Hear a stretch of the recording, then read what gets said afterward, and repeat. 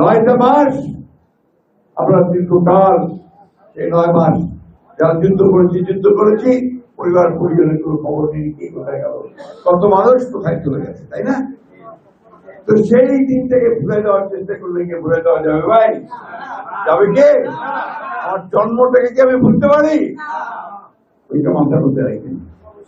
আজকে সুপরিকল্পিত হবে একটি চক্র, একটি মহল, যারা 1971 সালে পাকিস্তান হানাদার বাহিনীর সঙ্গে যোগ সাজেশ করে এই দেশের মুক্তিযোদ্ধাদের হত্যা করেছিল, তার পরিবারকে হত্যা করেছিল, তাদের মেয়েদেরকে তুলে দিয়েছিল খান বাহিনীর হাতে। তাদের সঙ্গে এই দেশের মানুষ আপোষ করতে পারে নাকি ভাই? করে কই হবে তো মুক্তিযুদ্ধকে করতে উঠতে হবে তো।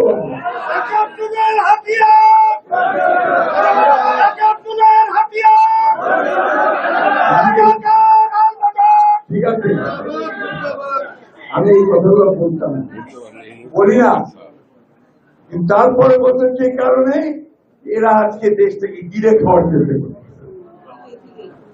গ্রাস করার চেষ্টা করতেছে। আমাদের ধর্মপ্রাণ মুসলমান ভাইদের ধর্মীয় অনুভূতিকে বিক্রি করে তা ওই কাজগুলো করতে চাচ্ছে।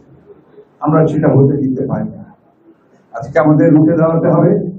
আমাদেরকে আমাদের মুক্তিযুদ্ধের যে চেতনা, সেই চেতনাকে সামনে আনতে হবে।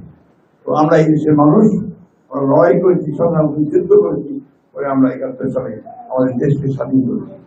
সেই দিন প্রেসিডেন্ট জিয়াউর রহমান একটি বীর মুক্তিযোদ্ধা, স্বাধীন ঘোষক, তিনি এই মুক্তিযোদ্ধা সংসদকে নয় ভাই বলবেন, আমি অত বলতেছি না, কিভাবে সাহায্য সহযোগিতা করছে, কিভাবে মুক্তিযোদ্ধাদের সামনে এনেছেন।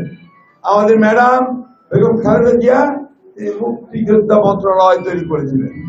আমরা এইসব ভুলে যাবো না ভাই, তাই না? আজকে তারপরে অনেকে ভাষা ভাবছেন, তাই না? এই ভাষা শুরুটা করেছিল কিন্তু আপনার আমাদের ম্যাডাম খালেদা জিয়া শুরু হয়েছিল। সাদিক ভাই আরো বলবেন, আমার যে অনেক বড় বক্তা, উনি আরো ভালো করে আপনাদের সামনে বলবেন। এখানে সবাই একজন স্টার,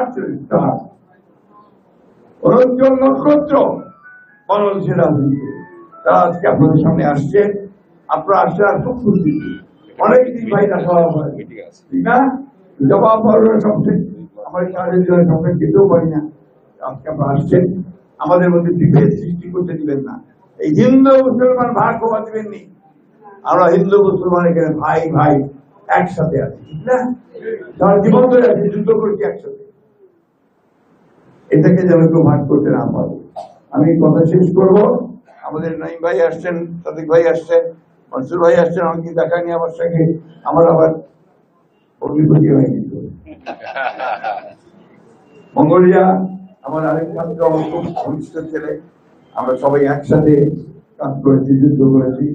আমি এখন একটু চলে যাবো, আমার একটা পরামর্শ ভাই ওই রাজাঘাট পর্বের জন্য। আমি আপনারা মাফ করবেন, আমি আপনাদের কাছে মাফ চাই, আমি যেতে চাই। একটা কথা পরিষ্কার করে বলতে চাই, আজকে যে চক্রান্ত ষড়যন্ত্র চলছে, নির্বাচনকে বানচাল করে দেওয়ার, নির্বাচনকে পিছিয়ে দেওয়ার, সেই নির্বাচনকে পিছিয়ে দেওয়া মানে আমাদের সর্বনাশ হওয়া, এই দেশের সর্বনাশ হওয়া। কারণ এখন একটা নির্বাচিত সরকার খুব দরকার। এই সরকারটা এখন তাড়াতাড়ি নির্বাচন করবে।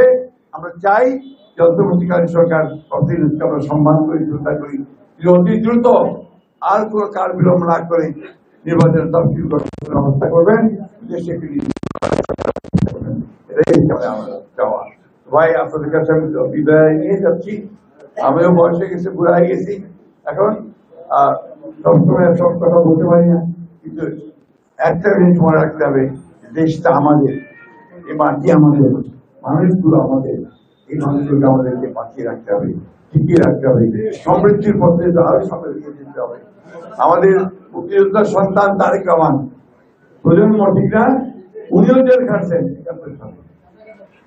71 সালে বেগম খালেদা জিয়া পাকিস্তান সহায়তার এই সব কিছু উনিও তখন জেলে ছিলেন বেগম খালেদা জিয়ার সঙ্গে। 1971 সালে পাক হানাদার বাহিনী তাদেরকে গ্রেফতার করে জেলে রেখেছে বেগম খালেদা জিয়াকে, তার সঙ্গে 2 পুত্রকে।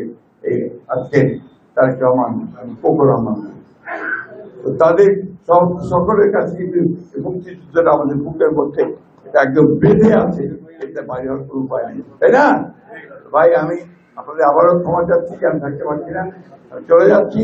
আপনারা ভালো থাকবেন, সুস্থ থাকবেন। মুক্তিযোদ্ধারা ভাই, আমরা চেষ্টা করব যাতে আপনাদের যে সুচিকিৎসার ব্যবস্থা হয়, আপনাদের ভাতা টাতাগুলো ভালো হয়, আর ভালোভাবে ছেলেমেয়েদের ভালো পড়াশোনার ব্যবস্থা করা যায়, এই বিষয়গুলো আমরা